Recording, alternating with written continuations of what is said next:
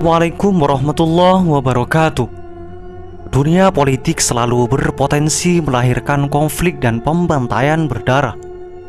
Perang dingin, para aktivis politik yang menganut ideologi berbeda-beda tak pelak memicu sekian aksi kekerasan, baik yang dilakukan secara sembunyi-sembunyi maupun terbuka.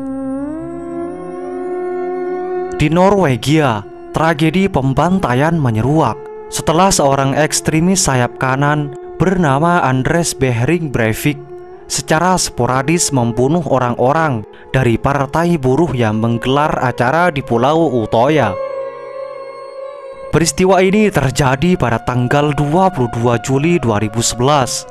Korban yang tewas mencapai 77 dan 242 mengalami luka serius. Sebelum membantai di Pulau Utoya, Anders Behring juga memasang bom dekat gedung pemerintahan di Oslo yang nyaris dalam waktu bersamaan juga luluh lantak. Pengeboman di Oslo dan Pulau Utoya adalah reaksi terhadap partai buruh yang sedang berkuasa.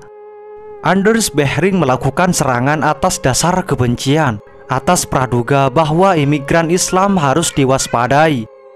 Sebagaimana diakui sendiri, apa yang telah ia lakukan merupakan sebuah sinyal kepada pemerintah sayap kiri Norwegia agar supaya menghentikan penghancuran atas budaya Nordic dan impor massal imigran Muslim. Anders Behring bahkan mengimpikan tegaknya kerajaan Kristen di Eropa dengan cara mendeportasi orang-orang Islam di daratan Eropa. Apa yang terselip dalam pikiran Anders Behring, ihwal ancaman Islam di daratan Eropa pada umumnya bisa dimaklumi, mengingat kebencian atas orang-orang imigran meluap di mana-mana. Kaum imigran selalu dipandang membawa misi politik tertentu, sehingga keberadaannya harus diwaspadai. Apalagi orang Islam yang dalam sejarah selalu terlibat konflik dengan orang-orang Kristen. Dalam kumpulan manuskrip yang ditulis bertajuk 2083 Deklarasi Kemerdekaan Eropa, Anders Behring menuangkan ide-idenya. Termasuk yang populer adalah ide tentang berdirinya kerajaan Kristen yang dominan di daratan Eropa pada tahun 2083. Manifesto itu dipublikasikan beberapa jam sebelum pembantaian. Semua orang terperangah dengan apa yang diungkapkan Anders Behring. Penembakan brutal di Pulau Utoya hanyalah peringatan untuk mensosialisasikan apa yang diimpikan. Anders Behring menyuarakan revolusi anti-Islam di Norwegia. Media massa di seluruh dunia nyaris melansir ide-ide yang dikemukakan oleh Breivik itu. Ia sengaja memprovokasi pemuda-pemuda Norwegia untuk melakukan revolusi anti-Islam, sebagaimana diungkapkan oleh pengacaranya, Geir Lippestad. Anders Behring memang ingin dan berambisi besar mengubah masyarakat lewat perspektifnya, yaitu revolusi anti-Islam. Dalam manifesto setebal 1.500 halaman itu, Anders Behring juga mengoreksi pandangan politik liberal. Menurutnya, pandangan politik liberal dapat mengakhiri kolonialisasi Eropa terhadap Muslim. Anders Behring memang tidak sendiri.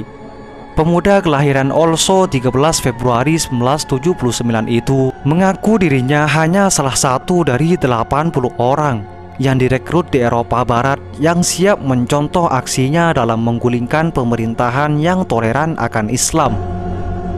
Sebagai negara monarki konstitusional yang menggunakan sistem pemerintahan parlementer, Norwegia memang diselimuti pertentangan antara kelompok sayap kiri dan sayap kanan, terutama dalam hal menyikapi multikulturalisme.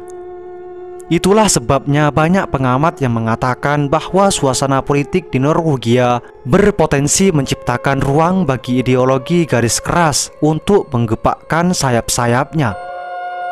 Dalam pandangan Livit Gevorgyan, analisis Eropa di lembaga riset HIAHES Global Insight, sebagaimana dilansir Indopost, jika serangan di Norwegia gagal menciptakan diskusi jujur tentang isu-isu sensitif tersebut, maka hal itu akan dijadikan argumen bagi kelompok ultranasionalis bahwa mereka sedang dipinggirkan.